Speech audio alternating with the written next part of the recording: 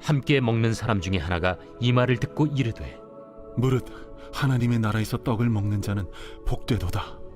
어떤 사람이 큰 잔치를 베풀고 많은 사람을 청하였더니 잔치할 시각에 그 청하였던 자들에게 종을 보내어 이르되 오소서, 모든 것이 준비되었나이다 하매 다 일치하게 사양하여 한 사람은 이르되 나는 밭을 샀음에 아무래도 나가 보아야 하겠으니 정컨대 나를 양해하도록 하라 하고, 또 한 사람은 이르되 나는 소 5겨리를 샀음에 시험하러 가니 정컨대 나를 양해하도록 하라 하고, 또 한 사람은 이르되 나는 장가 들었으니 그러므로 가지 못하겠노라 하는지라.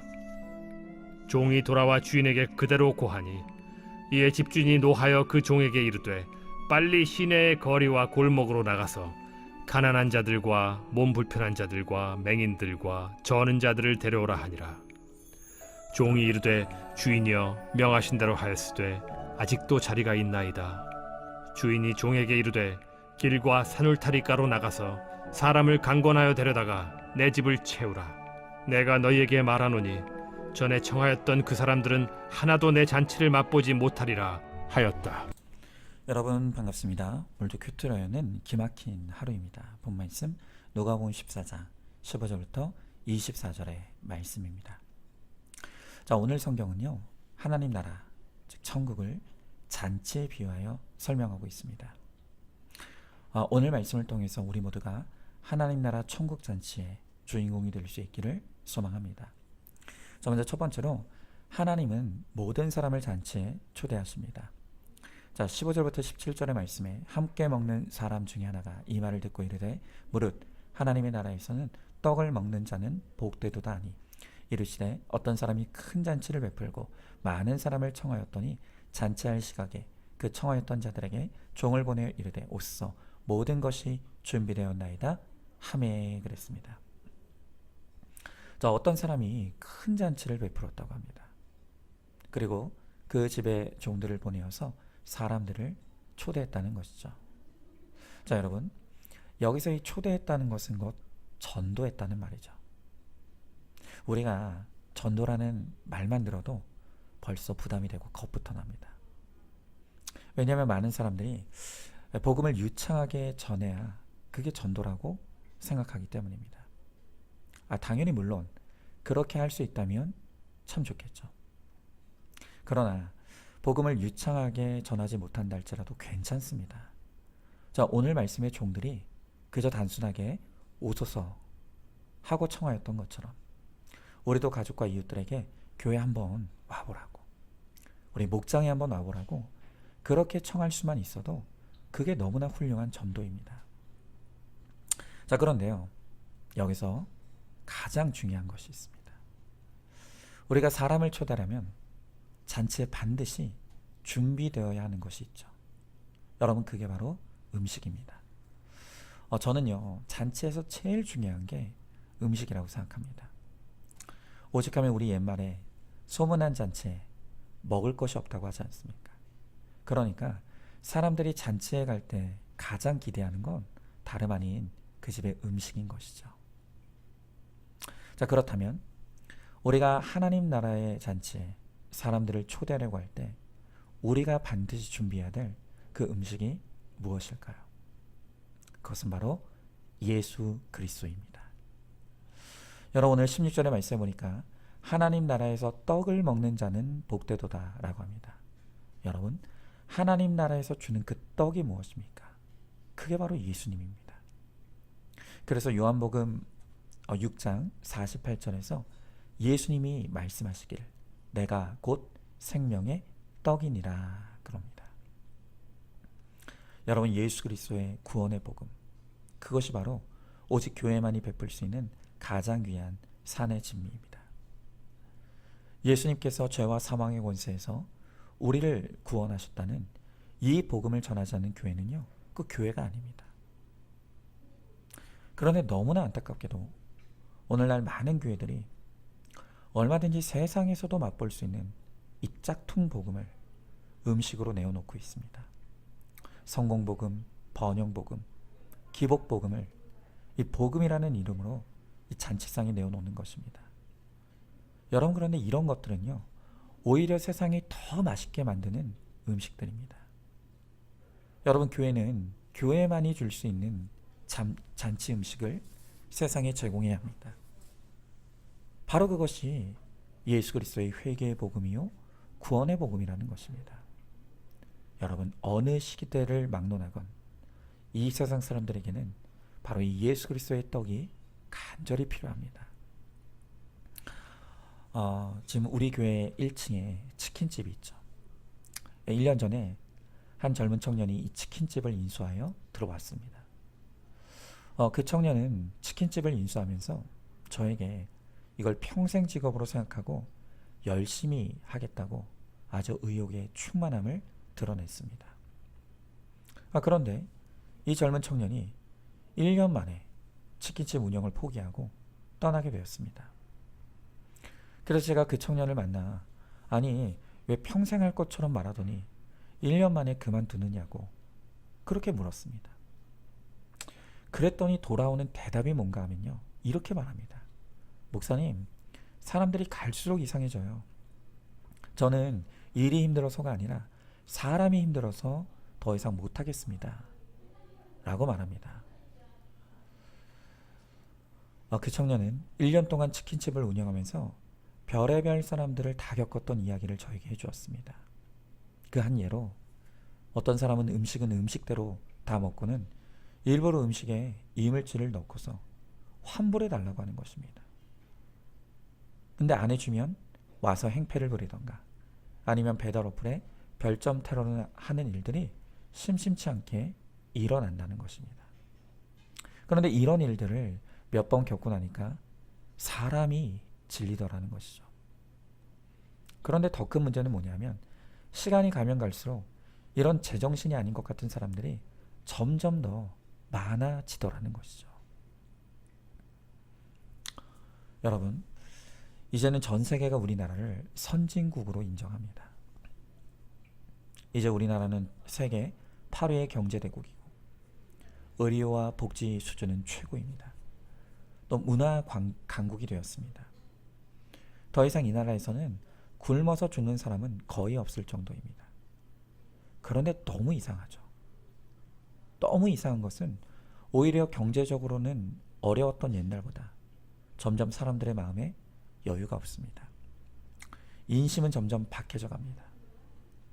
못 살겠다고 자살하는 사람들이 하루 평균 40명이라고 합니다. 여러분, 이게 OECD 국가 중에 최고 수준입니다.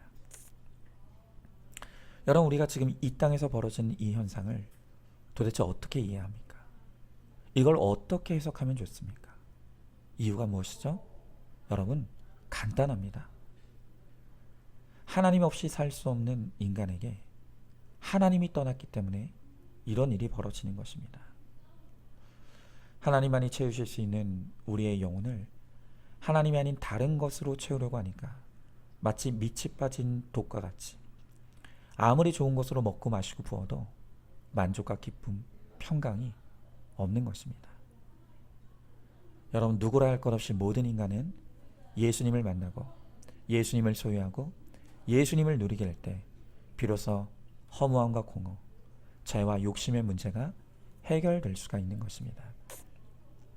우리가 사람들을 잔치에 초대하려면 어떻게 해야 되겠습니까? 우리가 먼저 예수로 충만해야 합니다. 여유 없고 소망이 없고 기쁨이 없는 이 세상에 예수님 때문에 누리는 여유와 소망과 기쁨을 우리가 나타낼 때 바로 그것이 복음이 되어서 세상이 나를 통해 증거되는 주님을 궁금해하게 될 것이고 예수님을 찾게 될 것입니다. 그러니까 우리가 바로 예수 충만으로 세상에 예수님을 보여주어서 많은 사람들을 이 천국 잔치에 초대하는 하나님 나라의 종들이 될 수 있기를 소망합니다. 자, 여러분, 한번 질문해 봅니다. 예배와 목장으로 내 가족과 이웃들을 초대하고 있습니까? 예수 그리스도의 복음이야말로 교회가 줄 수 있는 최고의 음식이라는 것을 알고 있습니까?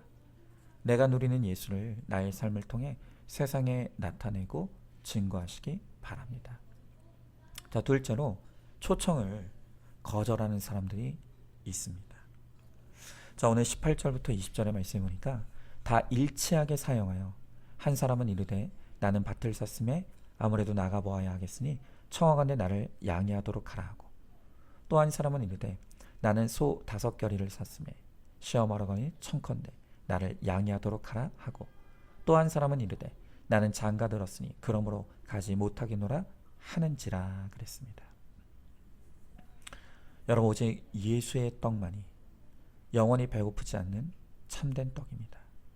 그러나 이 세상 사람들은 그것을 모르고 곧 있으면 다시 배고플 수밖에 없는 세상의 떡을 먹겠다고 천국 잔치를 거절하고 맙니다. 자, 그런데요, 이게 어쩌면 다른 사람의 문제가 아닐 수 있습니다. 혹시 내가 바로 그런 어리석은 사람이 아닌지를 우리는 반드시 점검해 보아야 합니다. 성호 어거스틴은 그의 설교에서 내가 과연 정말 하나님을 사랑하는가를 테스트해 보라고 합니다. 그러면서 이런 이야기를 예화로 들려줍니다. 자, 만약 하나님께서 오늘 당신에게 다가와 이렇게 말씀하신다고 생각해 보십시오. 네가 원하는 것은 무엇이든 다 주겠다. 세상 전부라도 말이다. 너에게 불가능한 것은 없고 금지된 것도 없다. 너는 죽지도 고통받지도 않을 것이다. 원하는 것은 항상 갖게 될 것이다. 그런데 그 대신에 딱 하나, 너는 나의 얼굴을 영원히 보지 못하게 될 것이다. 자, 이 예화를 들면서 어거스틴은 결론적으로 이렇게 이야기합니다.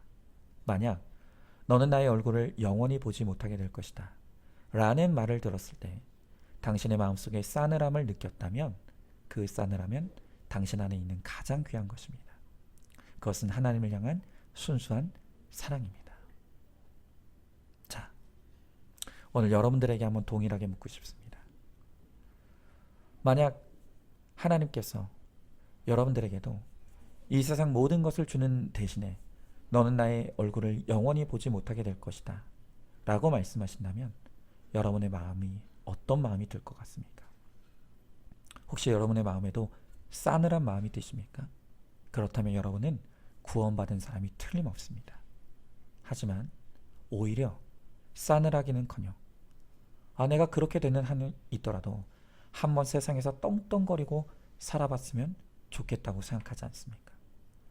아니, 주님 얼굴 안 보는 게 무슨 대수냐고, 지금 당장 잘 사는 게 최고지 라고 생각하지 않습니까? 여러분, 만약 그렇다면 나는 정말 구원받을 만한 믿음이 있는 사람인지 심각하게 점검해 보아야 합니다. 지난 월요일에요, 우리 교회 한 청년을 만나 함께 식사하는 시간을 가졌습니다. 이 청년은 택배기사로 일하면서 하루하루 성실하게 살아가는 아주 멋진 청년입니다. 자, 그런데 이 청년이 저에게 들려준 이야기가 저에게 너무나 큰 울림이 되었습니다. 이 청년이 4년 전부터 택배기사로 일하기 시작했는데요, 최근에 쿠팡에서 쿠팡맨으로 일해보지 않겠느냐는 제안이 들어왔다고 합니다. 여러분, 우리가 다 알다시피 지금 우리나라에서 쿠팡의 인기가 하늘을 찌릅니다. 그래서 더불어 쿠팡에서 일하는 배송기사의 대우도 업계 최고라고 합니다. 어느 정도인가니까요, 지금 이 형제는 다른 회사에 속해서 일을 하고 있는데 만약 쿠팡에서 배송기사로 일하면 지금 회사에서 얻는 수익의 2배를 보장해 준다고 합니다. 어마어마한 거죠. 자, 그런데 여기에 딱 하나 문제가 있습니다. 그것은 쿠팡에서 택배기사로 일하려면 주일에도 배송 업무를 해야 한다는 것입니다. 여러분, 갈등되지 않겠습니까?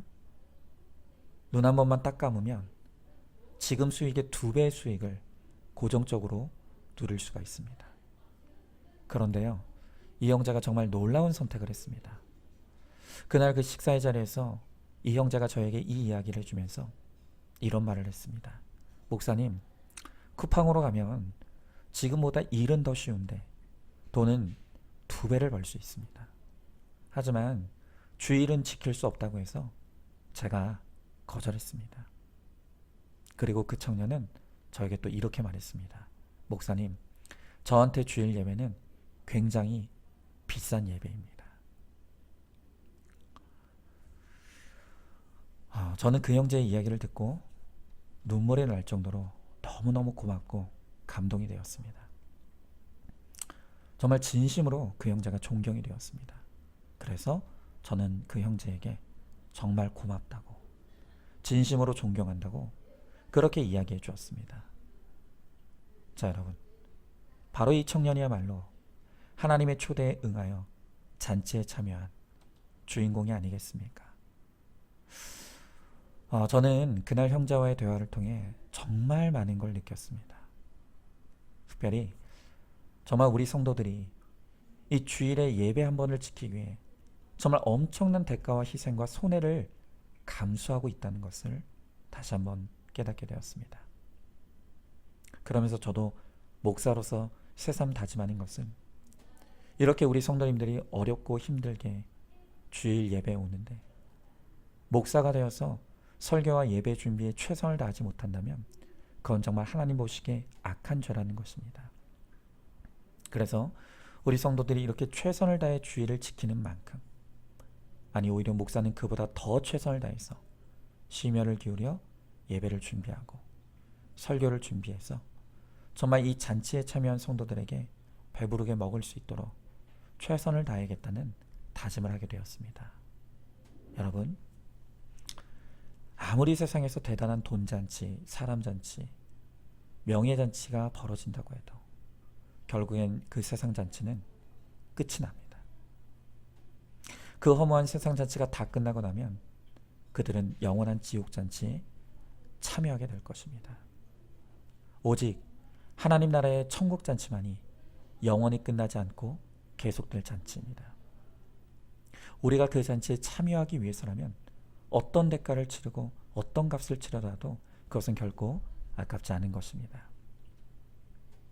우리가 세상 잔치에 현혹되지 아니하고 하나님이 베풀어 주시는 예배 잔치, 큐티 잔치, 목장 잔치, 회개의 잔치에 우리 기쁘게 참여해서 이 땅에서도 하나님 나라에서도 영원한 잔치를 누리는 우리 모두가 될 수 있기를 간절히 소망합니다. 자, 한번 질문해 봅니다. 내가 진정으로 참여하고 싶어하는 잔치는 어떤 잔치입니까? 세상 잔치에 참여하느라 예배와 목장과 큐티로부터 멀어지고 있지 않습니까? 하나님이 나를 위해 열어주신 예배잔치, 목장잔치, 큐티잔치, 회개잔치에 참여해서 하늘에서도 땅에서도 하나님 나라의 잔치의 주인공이 되기를 힘쓰시기 바랍니다. 자, 오늘도 3월 10일 보석 상자입니다. 내가 왜 이렇게 살고 있는가를 전혀 못 깨닫기 때문에 두려움과 불안 속에 살아가게 됩니다. 지금 내가 사로잡힌 이유를 찾아보십시오. 말씀이 특별히 임하라고, 하늘의 이상이 보이라고 내가 사로잡힌 것인데 그걸 해석하지 못하고 지질이 고생만 하고 있지는 않습니까? 아멘. 우리 함께 기도하겠습니다. 주님, 오늘 주님께서 종들을 보내어 잔치에 참여하라고 우리를 부르시고 계신다고 말씀하십니다.